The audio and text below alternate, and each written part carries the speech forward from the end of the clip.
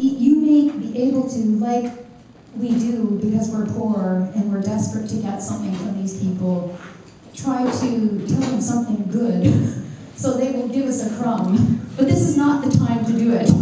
You need to be strong about all of the things that you notice and all of the things that you really feel. You need to be strong about the negative things about gentrification. It's so important. It's like being in a union. You have to have strong positions so that your position is heard. And then we can figure out what we do later, like where, if there's any compromise later. Does anybody else want to talk about the social impact study? And I'll tell you about one other city process coming up. Hello, Bill.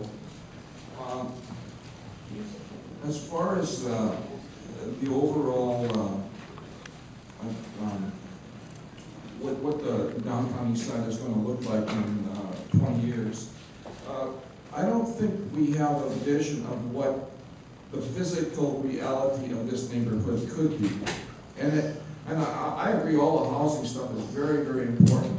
But if we came up with a vision like, you've seen pictures of this area, the historic city back in the 40s and 50s. I mean, it was lively, it was beautiful, there were people in the streets, there were signs, the buildings were all occupied. And those values are still there, but they're latent. Like, all the signs are gone and the buildings are boarded up, etc. Now, I would like to see it all put back the way it was in the 40s and 50s. Keep the same heights. And it would be a great historic tourist attraction for people out, you know, to come and see, oh, Jesus, it's beautiful down here in the old city. And preserve some of that and develop it. I haven't heard anything about that, rather than put up towers. Well, shit, I mean, that's piecemeal way of looking at it. What's the vision of what's it going to look like after they're finished with all the towers? They're probably going to destroy a lot of that, the beautiful old buildings that are down here that need to be restored.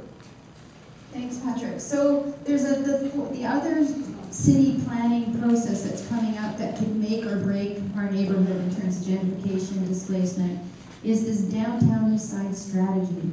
So that was the other consolation that they gave us, consolation prize, as a result of being foisted with 7 more towers west of Main. They said, we'll give you the study, and we'll give you this downtown east side strategy, which is supposed to be a visioning process with the community for the future of the community.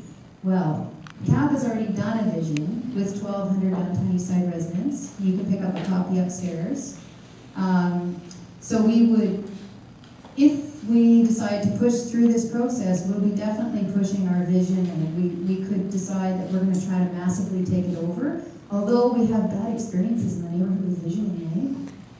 So we've lost some virginities big time. Woodward's, remember all those visioning sessions that people did, and people felt that they were having a say in the future of the neighborhood, and then look what happened.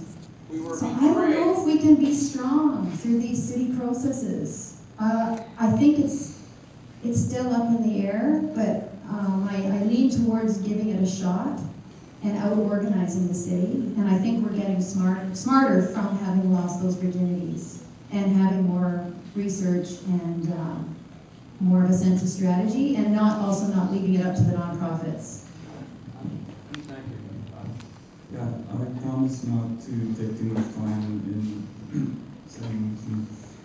In terms of looking at the, let's say, the deeper background process behind this, well, yeah, the fancy word, gentrification. One thing that I'd like to bring up is the time, or the period of history that we're currently living through. Well, according to some philosopher, it's known as late decadent consumer corporate capitalism. And unfortunately, we have to live through that right now because we're in the early 21st century, and we haven't managed to climb out of it yet as a species. The other thing is, if you look at this like entire